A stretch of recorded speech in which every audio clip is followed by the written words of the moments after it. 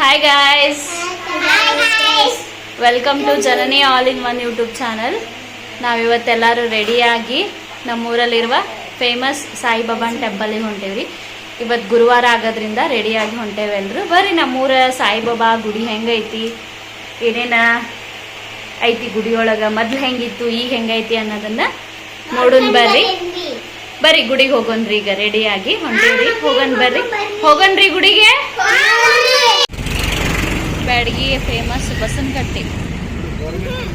ನಮ್ಮ ಯಶ್ವಿಕಾ ಬಾಂಡಾಗಿ ರೆಡಿ ಆಗ್ಯಾಳ್ರಿ. ಹೇರ್ ಕ್ಲಿಪ್ ಹಾಕೊಂಡಾಳು. ಅಶ್ವಿಕಾ ಪೌಡ್ರ್ ಹಂಗೈತಿ.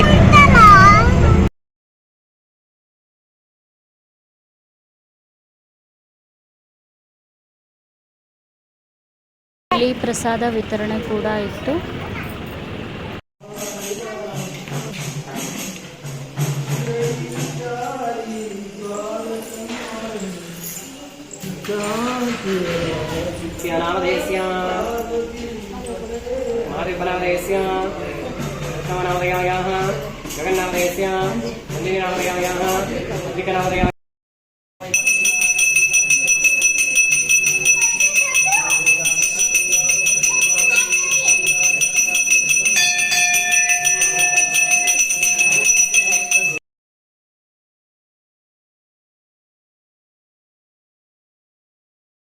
ಸಾಯಿಬಾಬಾನ್ ಗುಡಿ ಒಳಗೆ ಹೋಳ್ಗಿ ಶಿಕರಣೆ ಊಟ ಮಾಡಾತೇವ್ರಿ.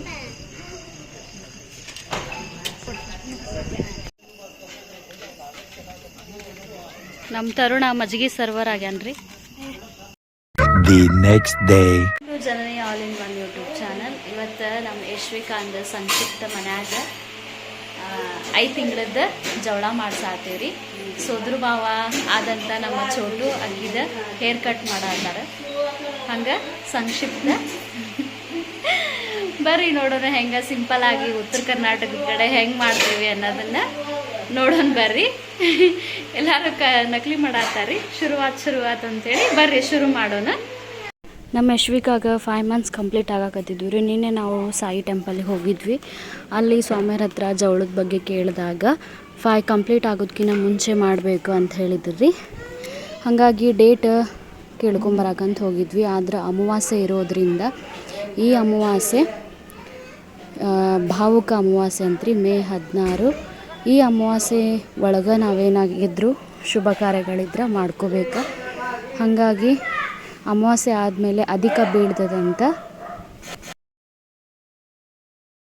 ಈ ಅಮಾವಾಸ್ಯೆ ಅಥವಾ ಶನಿಶ್ಚರ ಅಮಾವಾಸ್ಯೆ ಪ್ರತಿ 13 ವರ್ಷಗಳಿಗೊಮ್ಮೆ ಬೀಳ್ತೈತ್ರಿ. ಹಂಗೆ ಅಧಿಕನೂ ಈ ವರ್ಷ ಬಿದ್ದಿರೋದ್ರಿಂದ ಅಧಿಕ ಬಿದ್ದ ಮೇಲೆ ಯಾವ ಶುಭ ಕಾರ್ಯಗಳನ್ನು ಮಾಡೋಕ್ಕೆ ಅವಕಾಶ ಇರೋಂಗಿಲ್ಲ. ಹಾಗಾಗಿ ಸ್ವಾಮಿಯರು ಹೇಳಿದ್ರು, ನೀವು ಮಾಡೋದಾದ್ರೆ ಶುಕ್ರವಾರನ ಮಾಡ್ಬೇಕು ಅಂತ ಹೇಳಿದ್ರು.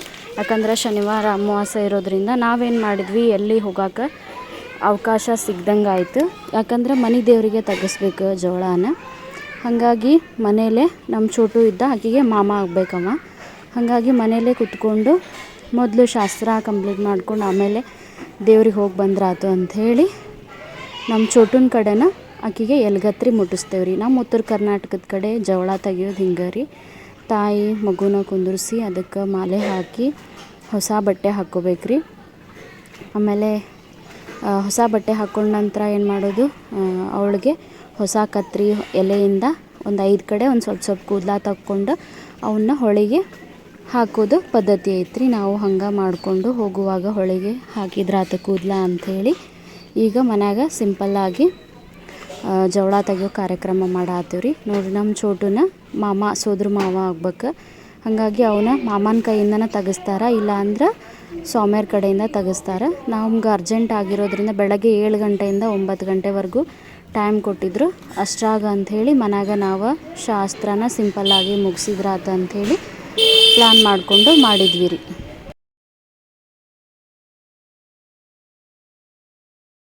ಪ್ರತಿ 13 ವರ್ಷಗಳಿಗೊಮ್ಮೆ ಬರುವಂಥ ಈ ಅಮಾವಾಸ್ಯೆ ಏನೈತಲ್ರಿ, ತನ್ನದೇ ಆದ ಪ್ರಭಾವ ಬೀರ್ತೈತಿ.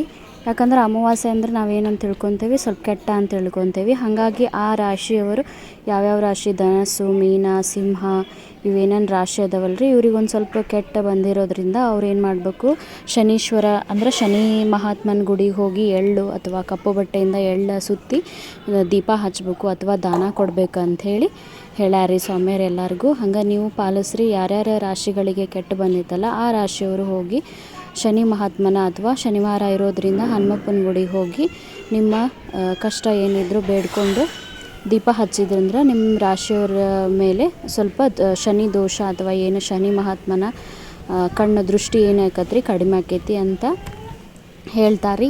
ಈ ಅಮಾವಾಸ್ಯೆ ಭಾಳ ಪ್ರತಿ 13 ವರ್ಷಕ್ಕೊಮ್ಮೆ ಬರ್ತೈತಂತ್ರಿ. ಭಾಳ ರೇರ್ ಅಂತಿದೆ ಅಮಾವಾಸ್ಯೆ. ಭಾಳ ಕಟ್ಟಿನಿಂದ ಆಚರಿಸತ್ತಾರ. ಬೆಳಗ್ಗೆ ಎದ್ದು ಪೂಜೆ ಮಾಡಿ, ಕಳಸ ಚೇಂಜ್ ಮಾಡಿ, ಕಾಯಿ ಚೇಂಜ್ ಮಾಡಿ, ಕಾಯಿ ಒಡೆದು ಭಾಳ ಅಮಾವಾಸ್ಯೆನ ಇದನ್ನು ಆಚರಿಸತ್ತಾರ ಎಲ್ಲ ಕಡೆನೂ. ಹಾಗಾಗಿ ನೀವು ಕೂಡ ಶನಿ ಮಹಾತ್ಮಗೆ ದೇವಸ್ಥಾನಕ್ಕೆ ಭೇಟಿ ಕೊಡ್ರಿ ಅಂತ ಹೇಳೋಕೆ ಇಷ್ಟಪಡ್ತೀನಿ.